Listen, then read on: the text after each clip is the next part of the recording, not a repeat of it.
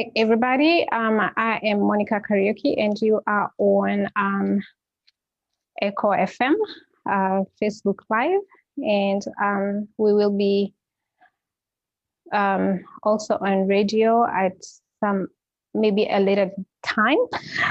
We are back again because the last time we were here, we gave you general information about life insurance, but then the team decided that we need to give you sessions on different topics.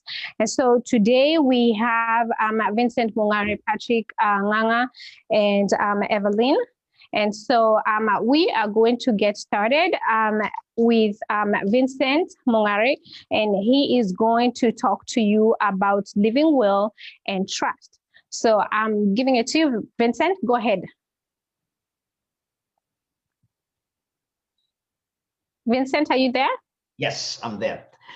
Okay. Good evening, everyone, and thank you so much, Monica, for putting all this together. Thank you, Patrick, and thank you, Evelyn. I know we have a lot to do on ourselves, but also this is a good opportunity for us to give back to the community. Now, as Monica puts it, there's a lot that goes on in our lives, but the most important thing we need to remind ourselves is that about planning. No one plans to fail, but they fail to plan. What are we talking about this? The point we're talking about is how is your finance, your house? Are you planning well that if anything happens to you, that everything will be taken care of? What do we mean by this? When we talk about the estate planning, basic on it, really what it means is that when you're alive, you have the control of your stuff. But when you're not there or you're incapacitated, who will take control of your stuff? That is where the wills and trust come in.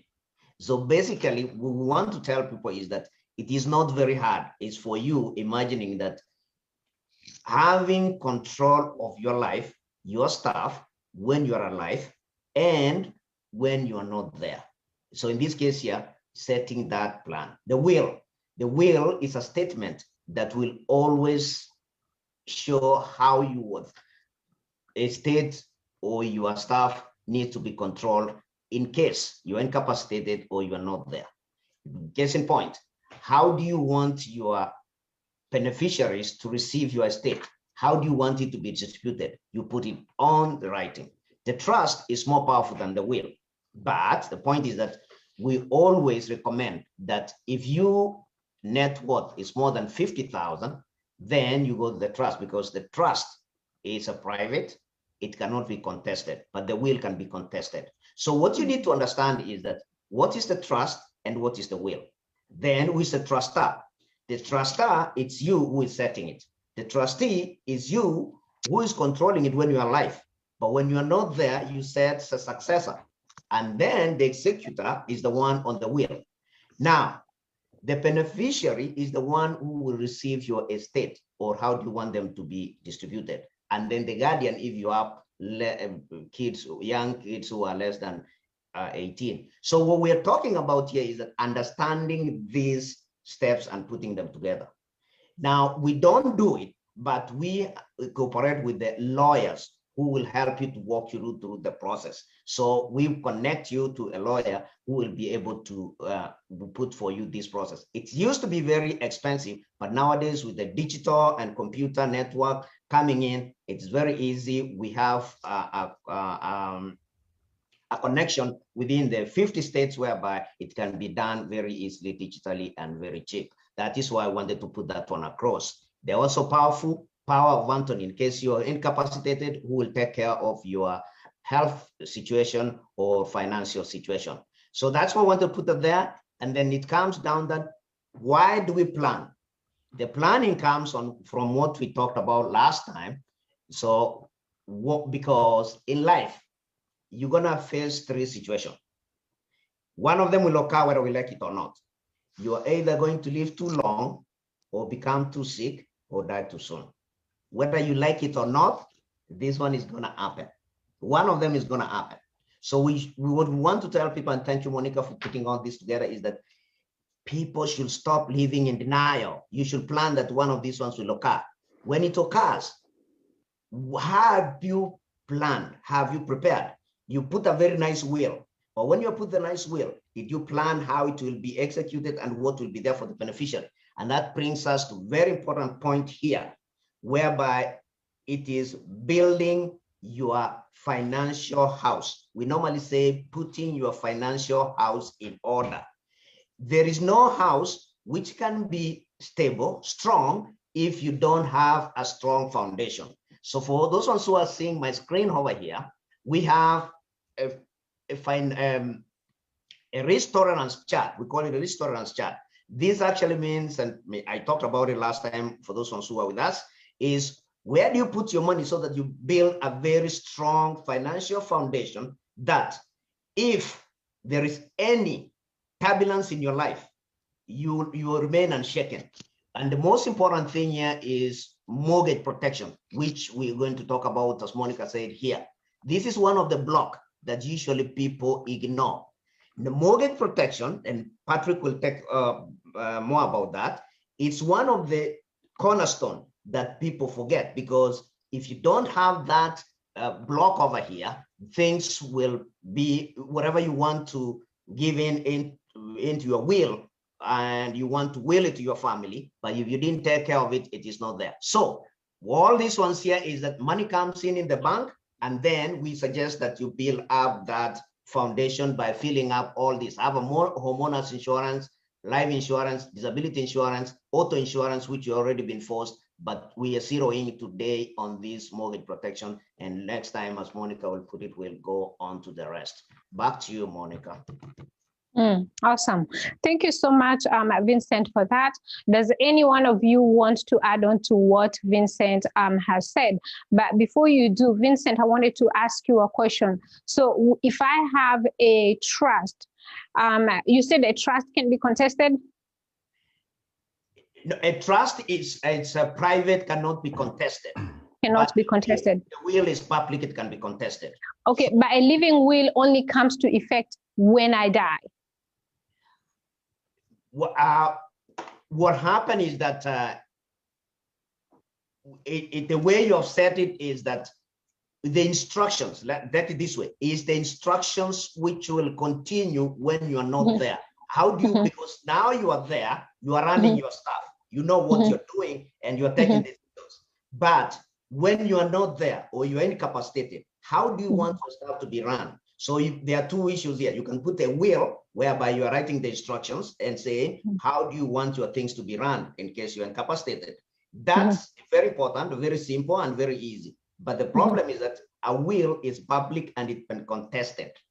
But the trust is private. It's like you. A trust is a living document. It will not be changed. It will be as you intended. Yeah. Okay. All right. Patrick, you want to add on to that?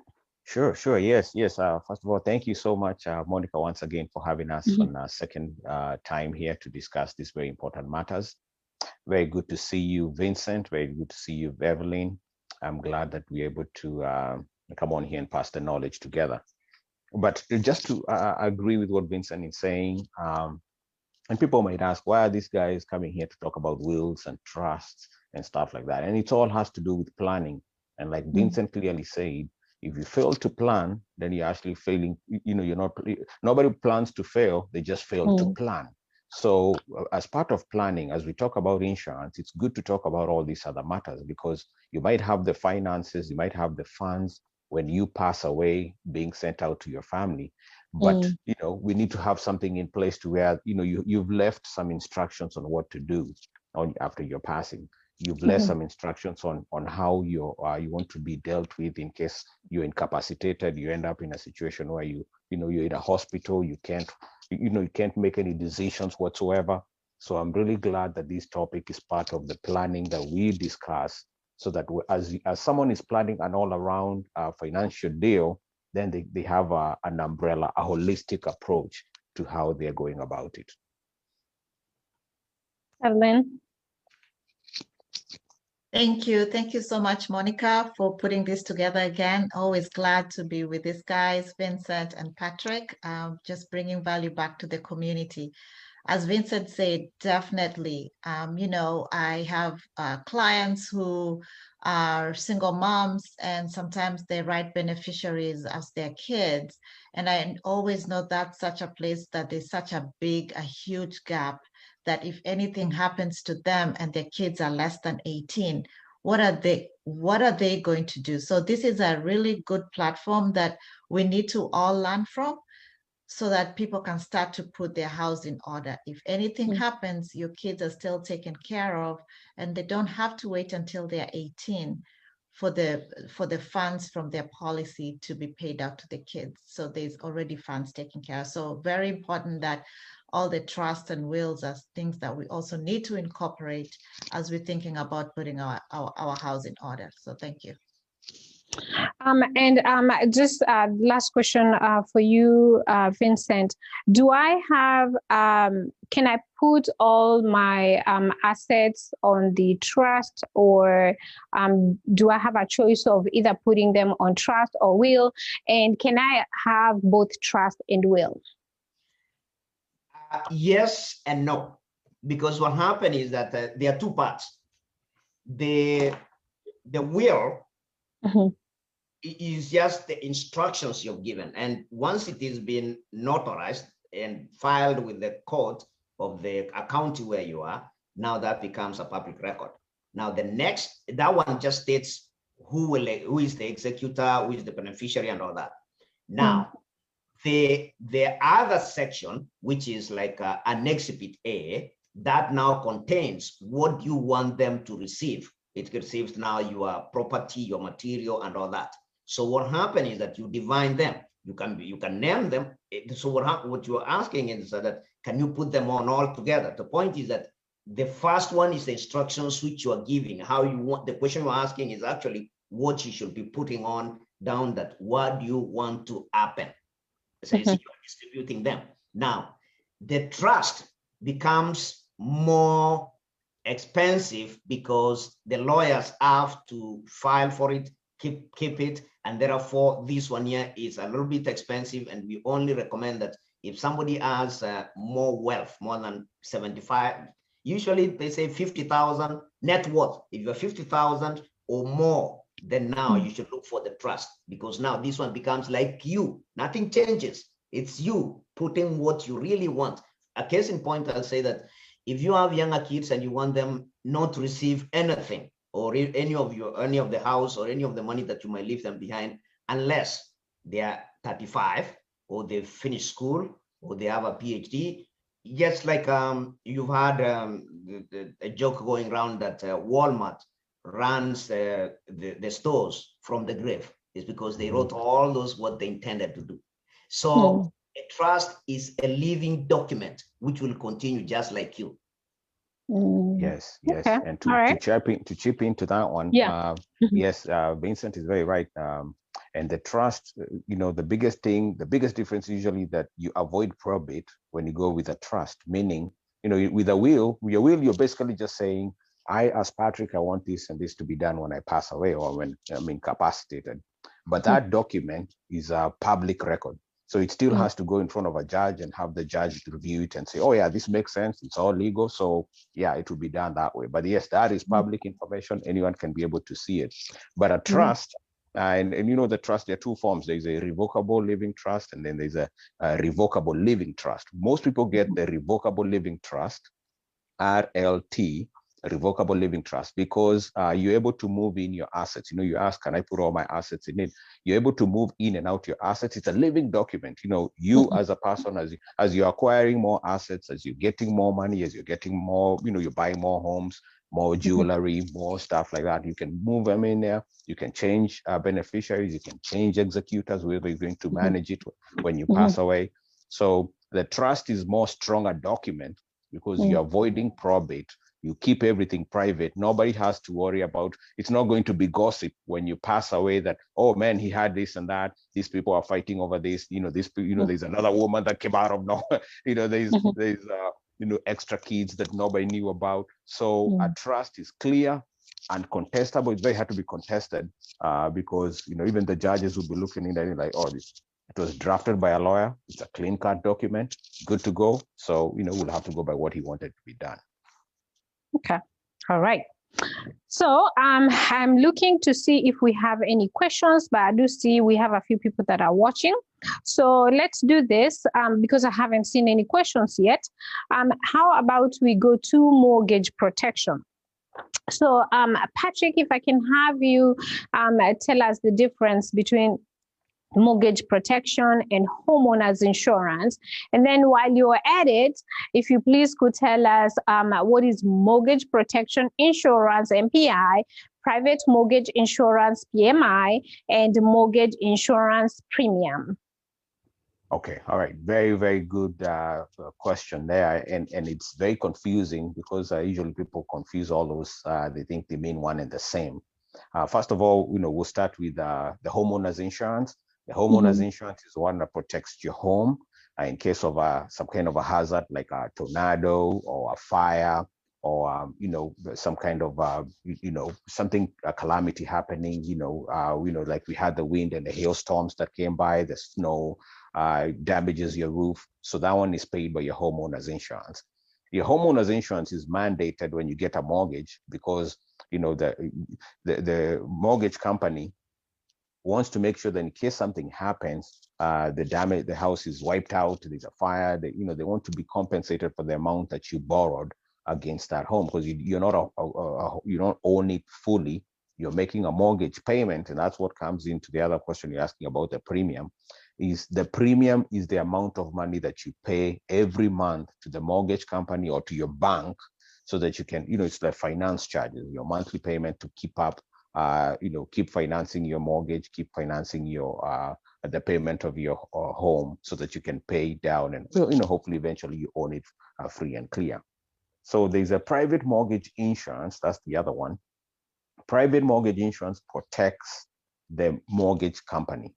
Meaning, if you are not able to come up with a 20% down payment when you're coming to buy your home, the mortgage company wants to get protected in case you're unable to pay, you're not in a good position to pay. Because someone who's not able to come up with 20%, that means their financial status is that they might not be as financially strong to be able to come up with a full payment if something happened, or they might miss a few payments as time goes. So the private mortgage insurance protects the mortgage company, and in case you're unable to come up with the payments, then they'll be paid, and you're not having to lose the mortgage, lose your home. The other one now would be the mortgage protection insurance, which is now the main thing that we wanted to talk about today. Yeah. Mortgage protection protects you and your family. Because in case you're not able to pay your mortgage because of an illness, and I know we're going to be talking about living benefits. If you're not able to pay for your mortgage because you've had a critical, chronic, or terminal illness, then you can claim against your insurance, your mortgage protection insurance, to help you pay for the mortgage. And depending on how the arrangement is, there are different options out there. Some of them will give you a lump sum, some of them will give you monthly, to where you can keep paying your mortgage monthly until you're able to recover and get back to work and be able to earn more money to keep paying your mortgage. Or you can get a lump sum to where you can pay it off, pay a substantial amount of it, or even pay a good portion of it. But what it does, it protects you also in case of your death. That's why it's also, then they put mortgage protection as part of life insurance. Also, in case of your death, your mortgage gets paid off. And that's one part of what we were saying, that you end up keeping your family in the home that you really wanted them to be in, the same school district, the same security that you had, or everything is kept the same. They don't end up losing the home and being kicked out and end up going to a bad school, or a bad area that, is cheap because, you passed on and you could be able to keep up with the mortgage payments.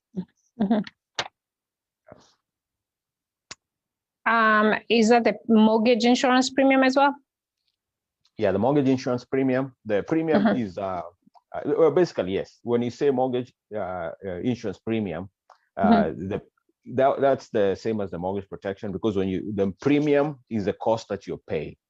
Okay. So if you're paying a premium, your premium, it just basically means you're paying an insurance cost every month. So it's mortgage protection premium, mortgage protection, because some of them will call it as MPI, mortgage protection insurance, Yeah. or mortgage protection premium insurance. Got it. Now, you said that in case of an illness, I'd be able to borrow money from MPI to make my mortgage payments. How soon can I be able to do that? Yeah, actually, the borrowing, it's usually part of a claim that you file. So you're not even doing it as a borrow, like a cash value borrower per se. An actual claim on your death benefit itself, on the part of the mortgage protection insurance coverage. So what happens is you file a claim, and within a period of 20 days, they'll be able to send you money to where you never lose a mortgage payment. So as long as you're current, you've been keeping up with your mortgage payments, then something happens, even if it happens in a situation where, let's say, you had not intentionally planned on, let's say you pay at the end of the month, and something happens to you on the 20th or the 25th of the month, the good thing about mortgages is that they give you a grace period, a delay period, even before they start collecting, sending collection letters, or sending you to collection for or messing up your credit. So it does allow you about 20 days to where you can be able to collect on your payment and keep your mortgage going. And all it takes is a diagnosis from a doctor to say, hey, it looks like they've got a terminal, they have a critical or some kind of terminal illness. Yeah. Okay, so my question is, once, like, say, for example, I sign on to mortgage protection, so I have mortgage protection from now. And then maybe after 6 months, I have a terminal illness, or chronic illness, to where I'm going to need to be, out of work for the next 6 months. How soon can I be able to borrow from the time I was signed on? Oh, immediately. You're able to do it. Oh, really? Yeah, because as soon as you sign up for the coverage, and they say your coverage is in effect, then you can claim on it. Now, the first 2 years is what they call the contestability period. So they can go back and look at your application just to see whether there was something that was not correctly reported. But once the 2 years is over, you're past the contestability period. But even within the 2 years, like you're asking 6 months, if you apply, they go over everything, the application is passed, they say, yeah, you're good to go, and you start paying your premium, the coverage is in place, then something happens, even though they might go back and look at your application, if they determine that you didn't make any errors, there was no misinformation, then immediately you can start claiming on it. Oh, wow.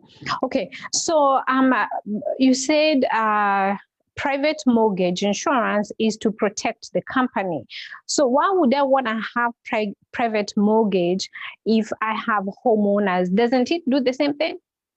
Yeah, so the homeowners protects, and that's a good question, because the homeowner protects both you and the company, because, it pays off the homeowner's insurance helps you recover in case you lose the actual structure. So there's a fire, the house is torn down or something, it pays for replacement cost or a substantial, depending on how your policy works, whether it's actual cash value or replacement cost. So it helps replace the structure.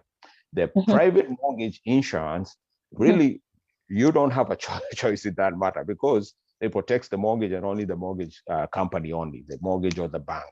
You don't have a choice in that matter. The only way you can avoid that is to come up with at least 20% of your mortgage at the time of your closing. So if you don't do that for their own protection, so that they can make sure that if you're unable to pay for the premium, they're able to recover some money when it comes to the cost of the house, especially the first few years, because it might end up being that the house could end up being underwater, and they want to be protected to where they're not losing value of the home. In other words, if you take up a mortgage, let's say it's 300,000, you're not able to come up with 20% down. Let's say you only came up with 10% down, so you paid 30,000 only.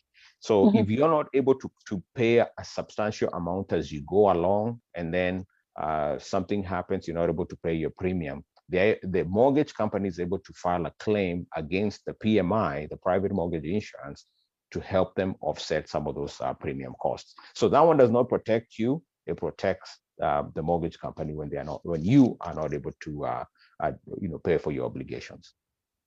Okay. so far, Vincent or Evelyn? Anybody wants to add on to what Patrick has said? Vincent?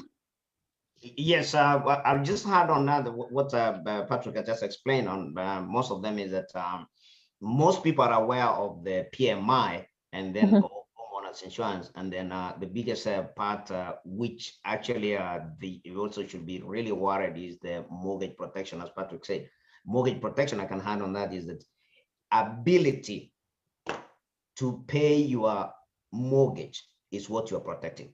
Because one thing, you have money and you're able to pay your mortgage, but what if that ability is taken away? So that is now what you are really worried about, and that is the planning. Okay, so Patrick, let me bring you back on. So can I transfer mortgage protection coverage? Say if I buy a home, okay, if I had this one protected and then I buy another home, how does that work? Yes, very good question. And we get asked that question a lot. And that's why I tell people that it's good to get your coverage independently of your mortgage insurance, because what happens sometimes, when you get to apply, let's say, for talking purposes, let's say you got your mortgage from Wells Fargo, from Chase, or from, Bank of America. What happens is, they will try and keep you stick with that mortgage, their own mortgage. They'll put it all together to where they're making it a package, but it's tying everything to them. But when you get it with an independent agent, like any one of us here or any agent that you know out there, you're able to transfer it to any home that you end up moving to. Even if you refinance, you're not stuck to a situation where you're having to reapply again. So yes, you can do it, but it depends on where you got your coverage from, and if you got someone independent who will actually be able to transfer it to you as you move to a new home, or even refinance and change your mortgage companies. Okay, and then also too, then what happens when I pay off my mortgage? Do I need to continue with mortgage protection? Yeah, so it depends on whether you have any other coverage in place. A lot of times, if your sole purpose for that coverage was for that, to protect you in case of you not being able to pay your mortgage premium, and then you pay off the mortgage, and you don't owe anything on it, and you have other valid protection for your own self, you have another policy, life insurance policy, then you don't have to do that. So that's always also another good question, but you just have to evaluate your situation. The fact remains that if you paid off your mortgage and you still had coverage in place, and you didn't have any other coverage, no other life insurance, and you can't qualify for anything else, then it's advisable for you to keep it, because even though you pay off your mortgage, in case of death or in case of a calamity to where something happening among all the things that we talked about living benefits wise, you still get paid and the money will come directly to you. So I have Catherine Kahoro, and she says, can you please repeat about monthly premium? Patrick, that's your question. Yes, monthly premium, because the word premium, for the most part, it means the cost of paying an insurance company. So if I pay for my car insurance, I call it my car insurance premium, my homeowner's insurance premium, my mortgage. So if you're paying a mortgage premium, then it's insurance premium for your homeowners. It's your homeowner's insurance that you're paying. Now, the mortgage protection, and that's why you have to watch for that. Some people will call it mortgage protection insurance, MPI. Other people will call it as mortgage premium protection insurance, but it's the same thing, because what it's doing, it's saying mortgage protection premium is protecting against me paying against my mortgage that I pay every month. My payment, my premium, my payment that I pay to the mortgage company. It's protecting that to where if something happens, I pass away, or I'm ill, critically ill, I'm still, or critical, chronic, or terminal illness, I'm still able to keep up paying for my mortgage premium, for my mortgage payment, instead of being kicked out of the house or end up in foreclosure. Okay. All right. So I don't see any other questions. So we are just going to move on to the next thing on our list, which is living benefits. And so we'll have Evelyn talk about living benefits. Thank you so much. Thank you so much, everyone. And Patrick, just listening to Patrick and when he talked about the PMIs and making sure that your mortgage is protected when an illness happens, this is the one thing that people are not taking into consideration, because it's because of an illness. 60% of foreclosures is due to an illness. So I don't think anybody wants to move out of their home, especially when they're sick. But that's what happens because no one is thinking, oh, what if? No one's ever thinking about what if. So that's where living benefit comes in. So this is also part of your insurance. And I always say that life insurance is the only financial tool that creates an immediate reservoir of funds. Those funds you can use for income protection, you can use for mortgage protection, you can use it because it's money that you did not have. Like, think about it. I know last week, last time we were together, we talked about, homes being more expensive somewhere else. And someone said, no, in Texas, we have expensive homes too. Yeah. Mm-hmm. So you have that $1 million home, and then what?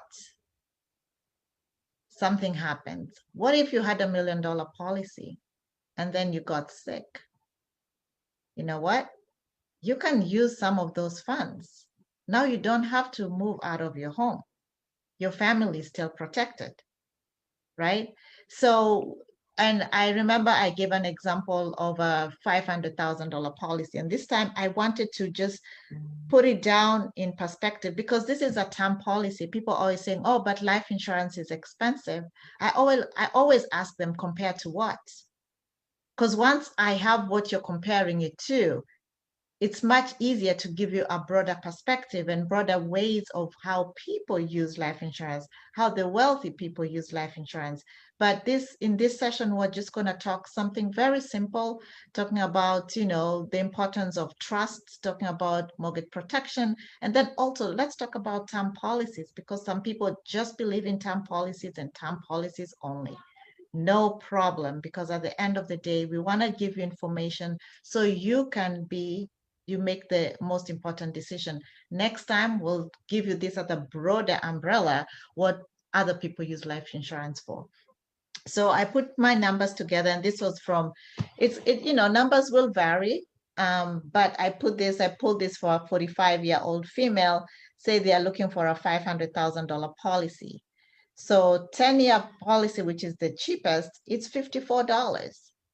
This is $54 per month for a $500,000 policy for 10 years. Per year is $654. But what if you get it for 10 years? So when you try to renew it, when you're 55, it jumps up from now $54 per month to $234 per month, because your protection was only for 10 years.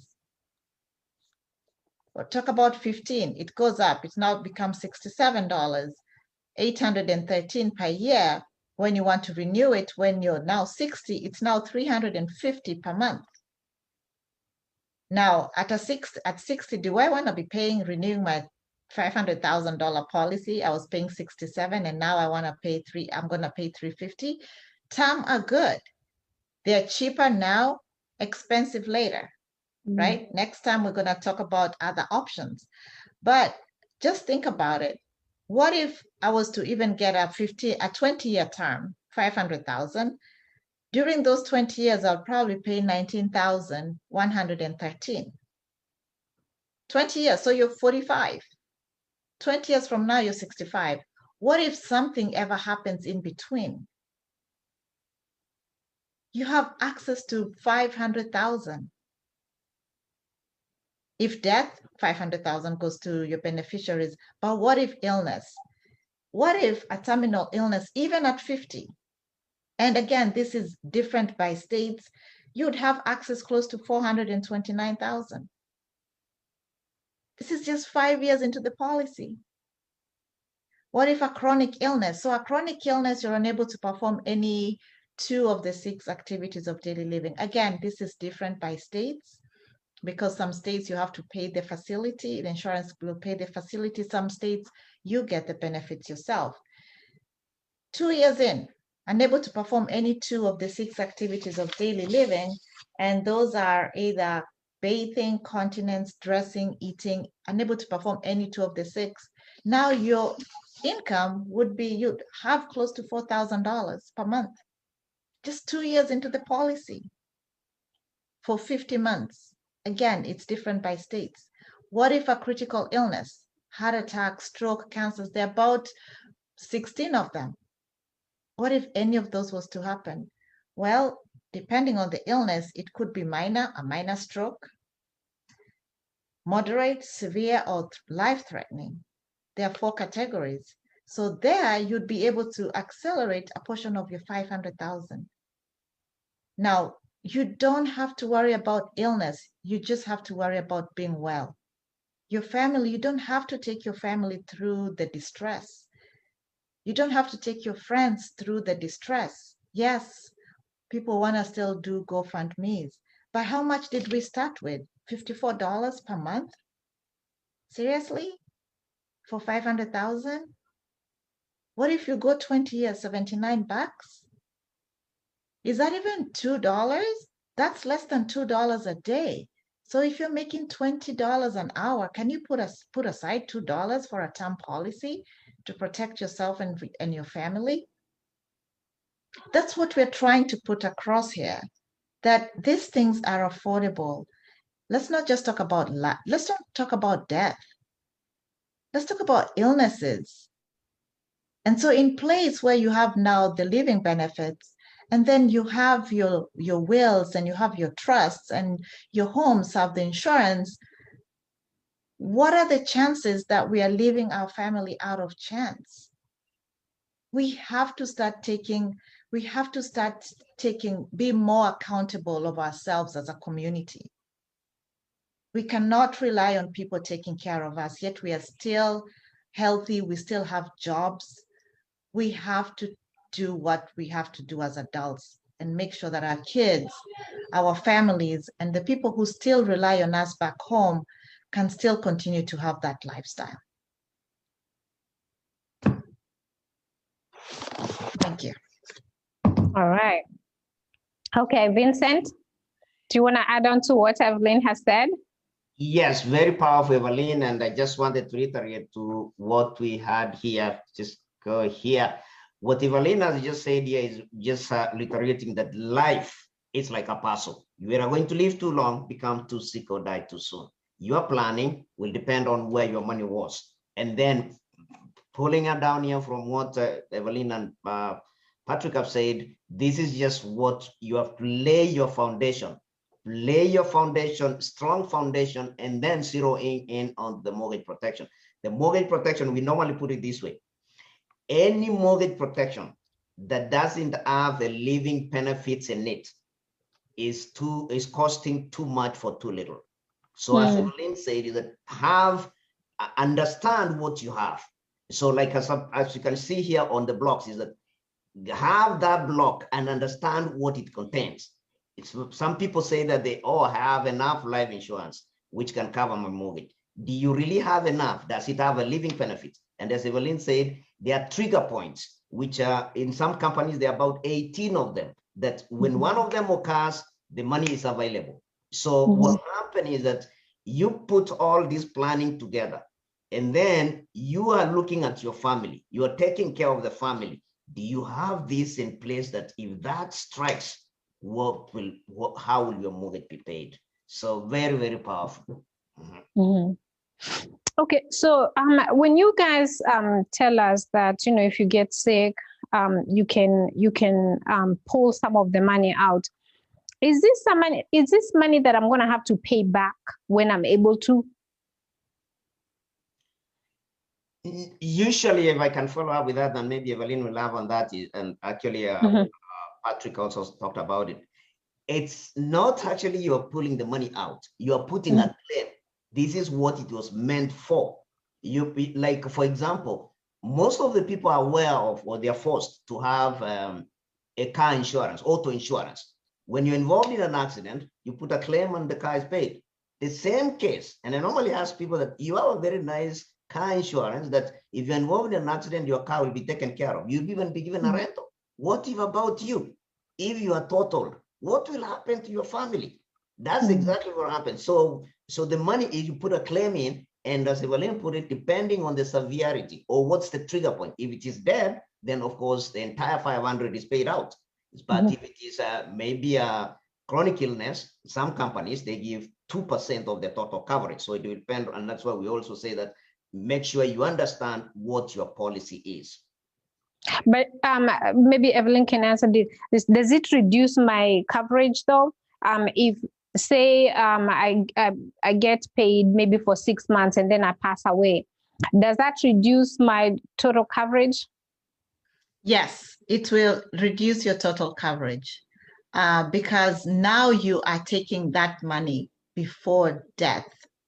Because at death, it was supposed to be paid off. So now you can imagine that you had the policy for 3 months, 4 months, and then something happens. They're not going to pay the whole amount. They're going to pay discounted. So it's up to you. So some people will take partial, and some people will take partial and leave some. Some insurance companies, you cannot take partial, you have to take it all if you decide to accelerate the living benefits. So it's to understanding and all these things, before I got into the insurance industry, I did not know what all this was. I didn't even know what to look at. But then once I start to review policies, I'm like, oh, did you know this? Did you know this? People need to be enlightened. People need to enlighten themselves if they don't know what they have. That's why we are here in this forum. Reach out to any one of us to find out, hey, what exactly do I have? Can you help me? Because once you reach out, we know where we can help you. Right now it's only the three of us. I know there are other life insurance agents out there, but what are the chances that I might know what you're going through? Sometimes do not be afraid to reach out. Do not be afraid to reach out, because that way now you know. But you're right. But as I said, yes, if you accelerate, then some of it is left behind. But the way going through that experience, sometimes it's better off just having that policy. Just take the money, help your family during that time of need. Patrick, maybe you can answer this for us. So if I have living benefits, do I need to report that with my taxes? No, you don't. It's not considered like a taxable income, which is it's another very good question. And that's why, like we mentioned last time, some of the powerful reasons why life insurance is used by a lot of people is because you, pretty much like they say, like both Vincent and Evelyn said, you're accelerating your death benefit. So if you have $500,000, if nothing happens to you at all, you don't end up filing it under any illness, you just pass away, they pay 100% of that death benefit. And your family, your recipient, your beneficiary, they get that 500 grand tax free. So if you accelerate the death benefit, you're still, you're just taking away a portion of the 500 grand, which was, always tax free. So if you get 500, if you get 100,000, you're left with $400,000 your death benefit, but the $100,000 is not considered a death benefit. Taxable. Okay. I have someone that has sent me a question, and she's saying, how long do I need to have the policy in force for the benefits to take place? Do you want to take that, Evelyn? Sure. So on the terminal illness, it kicks in immediately. But, terminal illness, I want to say not too many people get terminally ill immediately. People go through stages. For a chronic illness, you have to have had the policy. So it would kick in immediately. However, there is a 90-day wait. So your doctor has to, you have to go back to your doctor, and they have to say you've been unable to do any 2 of the 6 activities of daily living for the last 90 days. So, this could have even been, I know I had a client who had COVID and they were home for 90 days. What if they had this policy in place? And that's the other thing, what I've heard people say that is do I have to have makaratasi in order to have these policies? The answer is no. As long as kuna social, you're good. We can get you. So the thing is, we want to make sure, because look at 80% of Americans live paycheck to paycheck. Mm-hmm. You get an illness just like that, everything is wiped out. So get even a term policy. As you figure out, you get to learn more about other policies, because you get any of these illnesses, anything happens. Anything can happen. You're in a car, then you get into a car accident, and now you're injured. Then what? I think something Patrick and we have talked about before is when you look at these Americans, I don't care what their economical status is, they never do fundraisers, but they still bury their loved ones, you know? But we do fundraisers. Even when we are not taking the body to Kenya, we still do fundraisers. Patrick. Yes, that's a very, very good point. And that's what we are saying. When we come here, we got to do what the Romans do. When you go to Rome, you do what the Romans do. Mm-hmm. And yes, the Americans, in fact, we are having a discussion because one of the people that we deal with, an American pastor that helps us on the wholesale side, and that means the people who we work with on the above us, who tell us more about the plans and everything. He passed away, and when we were sent a note to tell us that he had passed away, all they told us was that, hey guys, so and so passed on. The funeral mm-hmm. will be on this date. If you want to attend, let us know. And the flowers are being sent here. And that was it. We were not placed in a WhatsApp group of some kind. We didn't have to do this. We didn't have to do that. And there's nothing wrong with that, because that's our nature. We want to not just pay, but also, know what kind of plans are there. But at least right off the bat, they knew that finances wouldn't be an issue. They knew that the family is not going to worry about, how do I make a mortgage payment? How long am I going to be gone, from work as I take time to recover, as I stay with my kids. I have, young kids who are in school age. One of the incomes in the household has been taken away. So how do we scramble and raise funds to keep these kids in school, to keep paying for the mortgage, to keep the car payments being paid for? Keep putting on the table. So yes, these people here plan accordingly, and it's about time. And I'm glad that, Monica, we're having this conversation a few times, and it has even raised conversation elsewhere, so which is mm-hmm. fantastic. Mm-hmm. Kudos to you for bringing this topic, because what that does is that we start thinking along those lines. I like it when I hear those questions. People are starting to think, and sometimes it takes a few times for us to keep talking about it. We have to keep drilling mm-hmm. the message. And as we drill the message, you tell the folks, take action, make that call that agent, call that buddy, and you can call more than one. Get those options in place, find out. And like Evelyn was saying, a lot of times you find out that it's not even as expensive as you thought. And I like what Vincent always tells us, that, you pay so much more for many other things, for your car insurance, for your mortgage insurance, even for your phone. We pay so much insurance for our phones, but yet we don't have any life insurance. We don't have any living benefits, something that can give us peace of mind that in case of something happening to me, I can continue paying for my obligations. Okay, so we do have Patrick Menja.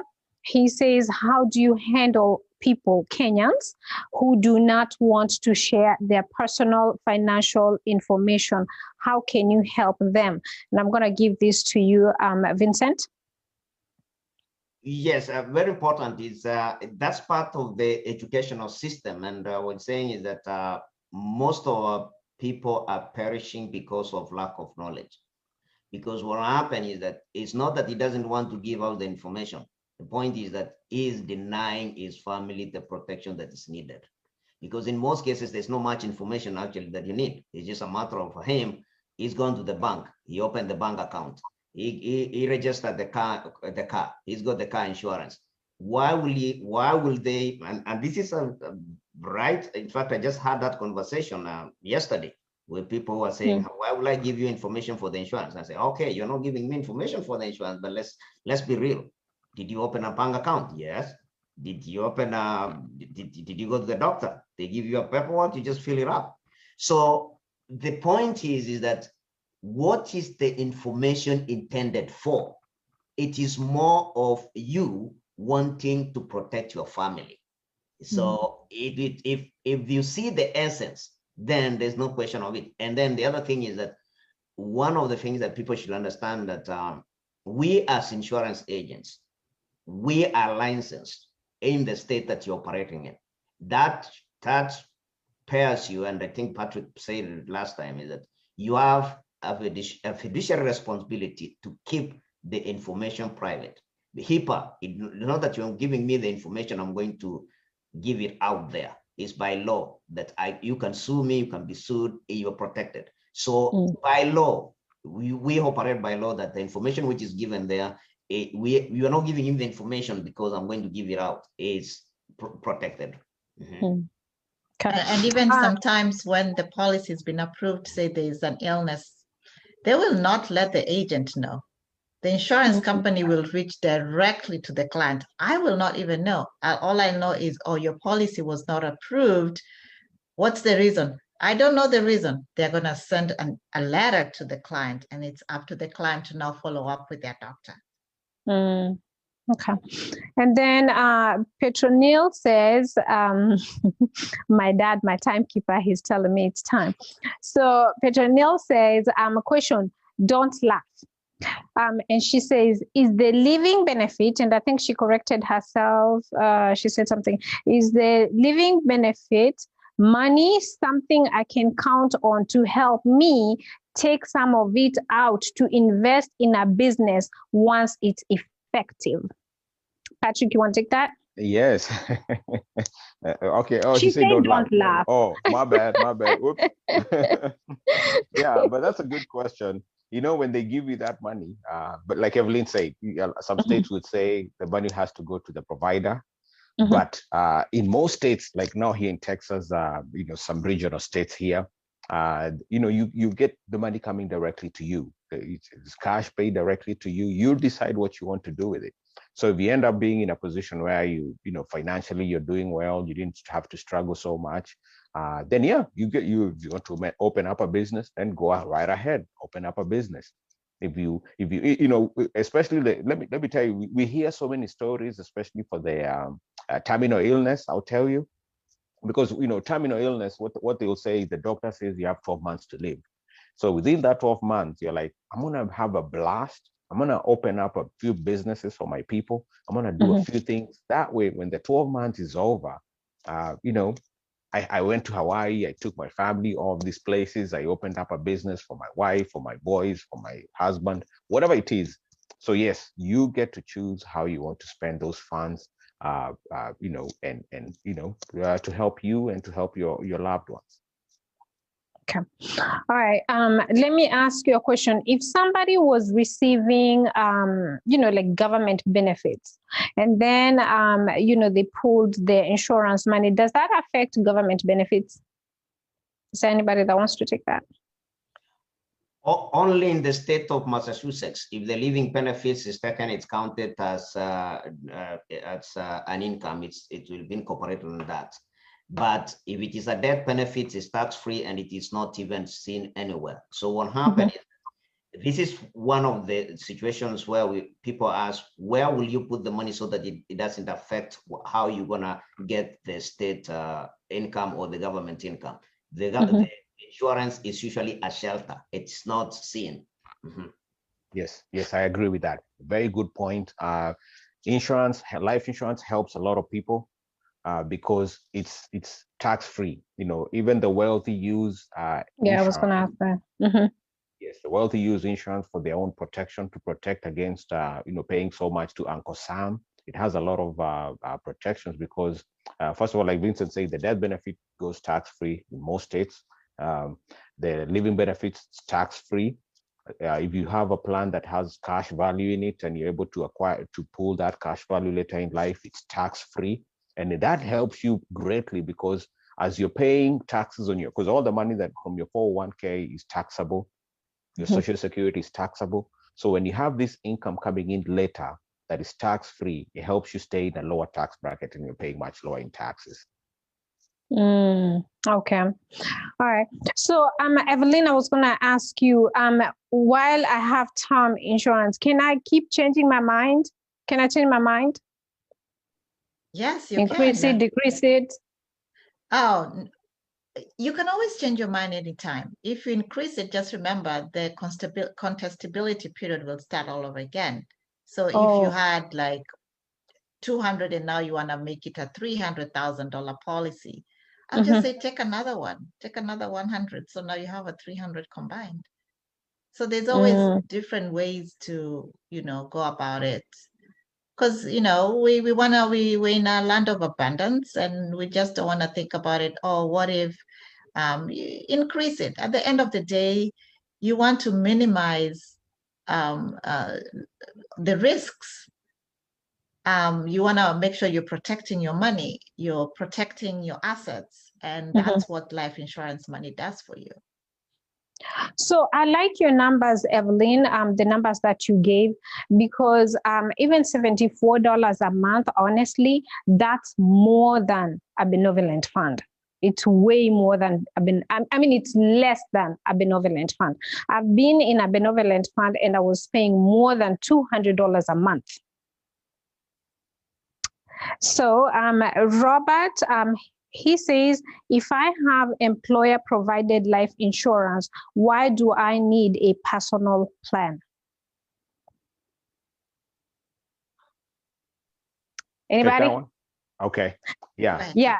So yes. Robert is saying, if I have employer provider life insurance, why do I need a personal plan? Yeah, anybody can take it. Yes, the employer provided plan ends when your employment ends. A lot of times it's not portable. That's number one. Number two, a lot of employer provided plans don't come with living benefits. So you don't have that in place. But the biggest one is that you want to have that control that your employer cannot drop those benefits anytime, because the employer can at a whim say, the company is not doing well, we're going to drop our benefits. Really, the employer technically is not obligated to be providing this coverage to you. And lastly, and more importantly, is that if you get laid off and you lose your coverage, and it so happens that maybe right before you got laid off, you had an illness, and say, hey, I'm going to be getting, you might decide, hey, I'm going to get my own coverage when I leave work. But as you're, planning on doing that, you get laid off, something happens, you get sick, you have an illness, then it becomes almost impossible for you to get coverage, because, they're going to look at your medical records and say, oops, in the last 1 year, you are diagnosed with a certain illness. So we're either going to deny you coverage, or secondly, your coverage will be very expensive. So I tell people, even though you're working and you have life insurance there, get it now, maintain that independence. That way, in case you get an illness later in life, you won't have to worry about, being denied or not having to be able to get coverage at all. And also, very quickly, just a second, the employer-based insurance is a shelter. As Patrick said, it goes as soon as the job goes. And then take it as it is replacement of income. It's not the mortgage protection and others that you might put in place. Okay. All right, guys. I think we have exhausted our hour for today, and you all did really, really good as always. So I'm going to start with ladies first. Evelyn, give your closing remarks, and then we can come back another time with the next topic that you guys decide that we're going to do.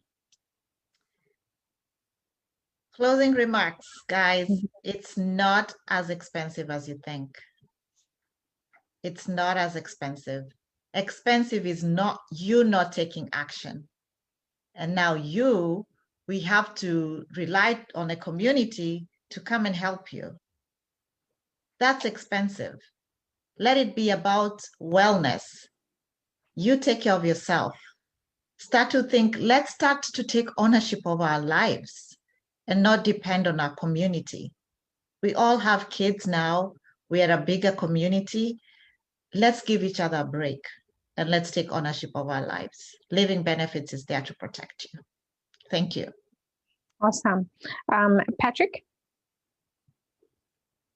Yes, once again, thank you so much for having us. I had a great time with these fellow agents. And for you, Monicah, we appreciate it. And the audience, the questions, even just viewing, we really appreciate you all. Thank you for having us. But yeah, to summarize, I would say it's all about priorities. You know, when you think about it, you look at your budget, you spend your money on so many other things. And when you think about life insurance, you know, it's only a small portion of a lot of things that you spend on that you would have to make sure you protect yourself, protect your family. Peace of mind is key. Get life insurance, not because you're afraid of dying or because you might get sick, but just to have that peace of mind that just in case something happens, because calamities happen and they're happening a lot more in our community now. We see healthy people, they end up in a hospital and then boom, they're gone. So you wonder what happened. Nobody knows the hour, nobody knows the day. Protect yourself, get that peace of mind early, and take action. Take action. We are here to give you the information. Call an agent, doesn't have to be any one of us. Call an agent, take action, get covered, get that coverage in place. And lastly, keep this in mind. For you to succeed financially, it's usually 80% psychological, 20% the numbers, 20% the information. So we'll give you the information. You can get all the information you want here, YouTube, whatever. You know, hopefully come to Monicah Echo FM to get all the good info. Get it here, but take action. You know, don't just say, hey, I know this, I know that, and then you don't get into coverage. Then get it now, and let's make sure you're covered. Let's make sure you're protected, because your protection protects your family, protects us as a community, because we're losing so much money when we have to struggle to pay for certain illnesses, pay for hospital bills, pay for that. Let's make sure we are using the leverage of life insurance to help us get protected. Thank you very much, and see you next time. All right, Vincent. Yes, thank you. Thank you so much, Monicah, for putting all this together. And thank you, Patrick, and thank you, Evelyn. It's always a pleasure to share this and enlighten our community. What I can, in my closing remark, is that I'll say this. Planning. No one plans to fail, but you fail to plan if you don't plan. And as I said, looking at my chart here, in your planning and in your action, build that foundation. Your financial foundation will not be complete if you don't have the life insurance and the mortgage protection. Have this block filled up. You've been forced to have auto insurance. You've been forced to have homeowners insurance or renters insurance. Don't leave this house as a whole. Most of our people are living with this hole here. And that is when a little turbulence hits, they sink. Please know all these blocks here. What you don't have, understand it. It's better to understand it than not having it. And as I always say, better have something than nothing. And always have something, pray that you would never want to use it, than when it is needed and it is not there. As we heard from last time, there's always two kinds of pain: the pain of discipline or the pain of regret. So have it so that you don't regret. Thank you so much. All right. I see Jane Wenena, she just made a comment and she said, I love this educating our community. I'm glad I have peace of mind. And Chikuni Wanjiko, I see you there as well. So everybody, thank you so much for tuning in. And as always, Evelyn, Vincent, and Patrick, thank you so much for all the information that you guys are giving to the community. So we will meet again next time. Thank you guys and have a good night. Thank you. Thank you so much. Bye. Thank you. See you next time.